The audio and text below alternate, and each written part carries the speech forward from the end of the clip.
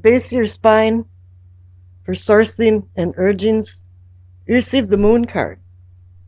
Secrets or deception. Something's going on in the backdrop of the Wizard of Oz curtain that you don't know about. The reflective light of the moon makes things distorted, and sometimes when you're walking the path, everything looks so different from at night than during the day. You have to start delineating what is going on. You understand that you have to find out what these secrets are for you to go forward in your life. The clarification card is the star. You are actually waking up. You're seeing the star. Dante had to see the star in order to get out of the circles of hell. And here as well, too, is that the star can mean that you have guides, or some guides are coming into your life now, but you have to talk to guides.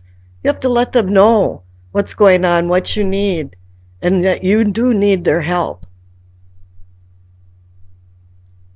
Up here in the pelvic or sacrum, what I call awakening and arousing, you receive the Lover's card. This can be about a sexual relationship, an affair, a marriage, a love affair. It could be a union. It can be a companionship. It could be a friendship. All different types of partnerships.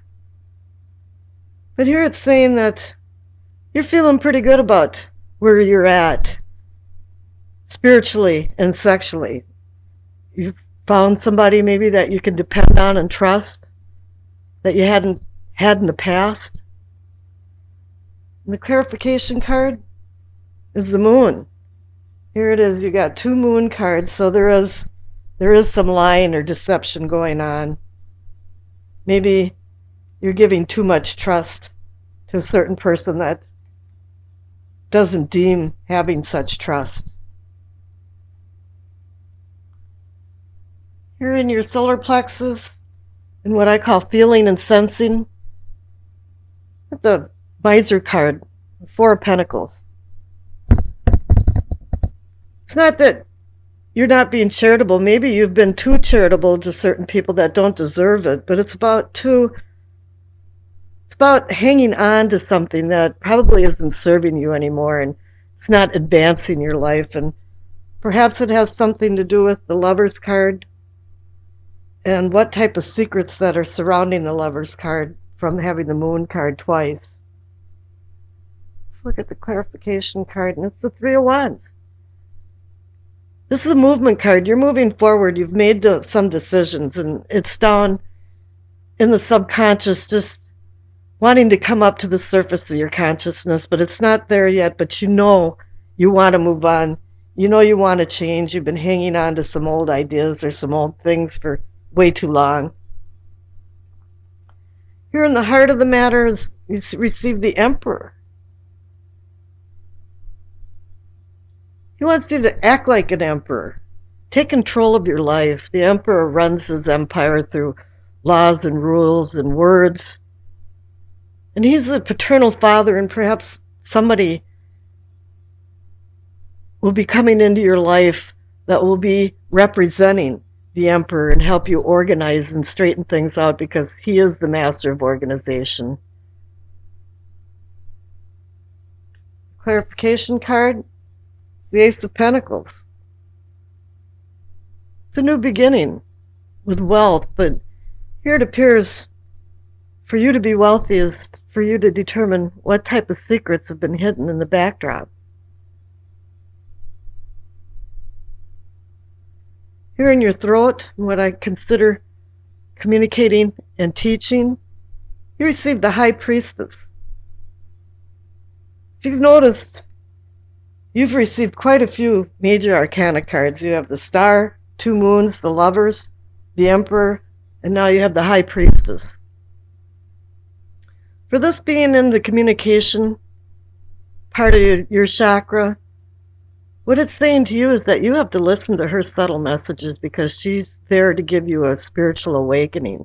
She's there to give you some type of messages, but if you're racing around and not paying attention, you can miss her messages quite easily. And I think your guardians are saying, yes, listen to what has to be said to you, because she's going to give you the direction. She's teaching you. The clarification card is the Sun. You're not reveling over success more than if you listen to the High Priestess, you will have or be able to revel over some new found information that's going to make a big difference. Here in the scene and envisioning the third eye, receive the Nine of Swords. It's a sorrow card. Something has bothered you enough that it's kept you awake at night. And you're trying to figure something out or resolve something, and it might have something to do with the Four of Pentacles, where you're hanging on to something, and here in some kind of love situation, there's secrets with the Moon. But it's been bothering you, and you don't want that to bother you anymore. And here you have the Seven of Pentacles, which is an odd card to have with that, but it means you're a skilled person. You understand what's going on, but more in your personal life, you've had disappointments. And here in the Crown, you got the Ace of Cups. If you notice, you have two aces in this as well. And it's a new beginning, saying a new beginning for love. And perhaps that has to do with these secrets the Moon's card's holding. And here you receive the Seven of Pentacles. I call this the almost harvest card. You're not there yet, but you have to be careful of what you're doing, but there is going to be a bounty coming in if you listen to the High Priestess and find out what type of secrets have been hidden in the backdrop. Let's see what your past card says. Your past card is the Two of Wands. In the past, you've had a lot of decisions to make, and you haven't made them. You've been kind of sitting on your laurels. Well, let's do the wait and see kind of thing, because there really isn't any wands or a lot of wands in this that says, there's a lot of energy and movement going on. You've been just kind of sitting back and on the couch and going, yeah, I'll make some decisions. I guess I will. But the future card is the Six of Swords, and that's just a movement card. You're going from troubled waters to more calmer waters, and this is a decision you had to make with the Two of Wands. Is that you really have to move on, and you can't hang on to things like the Four of Pentacles. You have to take control of your life like the Emperor does, or have somebody that's like the Emperor help you take control of your life. The overall energy of the reading and the possible outcome is the Transition card. In the Tonley Tarot deck, it's the transition. In the Rider-Waite, it's the Death card, and it's transformation. It's just change. You're transforming into something new. You've made some decisions. You're not hanging on to things anymore like the Four of Pentacles. You've made these decisions. In the past, you haven't, but now you're making them. And it appears they'll be successful with the Sun card if you're listening to the High Priestess. Now here's the Doreen Virtue Messages of the Angels card. You got Crystal. That's the first time I've received this one. Have faith and hope because there's something positive and new on the horizon that you can't yet see. So maybe you've made a lot of decisions recently, but they haven't come to fruition. You haven't seen any results from it, but you're feeling good about it. You're transforming, and you're knowing you've got abundance around the corner. You've got ace cards, and a lot of this is a commanding reading because you have so many major arcana cards, and that means that it's going to... The card on the top left for what you know is the Knight of Swords.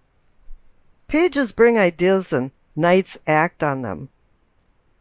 But he's an impetuous knight that gallops along at full speed, and once he passes by, I'm sure you're thinking, What happened? And in his haste, he has a tendency of being dysfunctional.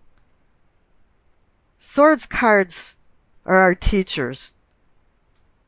But then again, there's a lot of dysfunction going on. We've got the Two of Swords woman that can't make a decision because of opposing forces. We got the Eight of Swords woman that's blindfolded, tied up, and has swords around her, but in reality, she could have escaped at any time. And this Knight of Swords, too, is also somewhat dysfunctional. He gives off an intensity. It's like a smoldering smoke that blinds you. And although he's fearless and he tries to make wrongs into rights, his presence is a call to action and a reminder for you to slow down and make sure you've thoroughly thought through any decisions. And also at this time, if there's any travel involved, it might not be easy sailing. Now the clarification card is the Five of Wands, and this is reinforcing that there's conflict. Anytime there's impetuousness, typically there's conflict. And here it's saying, yeah, there's some type of resistance, aggression, even anger. And I'm feeling like it's for some kind of negotiations or basic decision-making interactions. It feels like somebody or some people are stone cold against recent changes and plans. Now, and what what can be or is the Empress. She's about the senses of material things, of feeling, touching, loving. But she's also about fertility, which can be the birth of ideas and the instigation of new projects. But the clarification card here is the Six of Wands. You're a victor in some type of competition or contest, and it's indicating whatever that you embark on from the Empress is going to be successful. You're going to be honored for your prowess and victory. However, there's a little bloop in the graph here for the self and self-awareness because you received the Tower. This doesn't have to be a negative vibration or feeling to it. It's really something's causing some kind of ethereal shift in time and space. But it's going to be causing a rebuilding of order. This could be something like your conscious mind is restructuring itself for new ideas and the needs involved in the new ideas. And I think you're aware of this. Now the clarification card is the Two of Pentacles. Two to me means decision, partnership, and perhaps even balance, or balancing of affairs. And to keep the balls in the air and not drop them. I think it's reminding you to make some grave deliberations in order to make the right decision or decisions. Because I'm getting the feeling that there's a multifaceted problem that it needs to mesh a lot of things together compatibly. And in these decisions, that's what you have to do, is you have to be the master of bringing it all together. The future card is the Knight of Pentacles.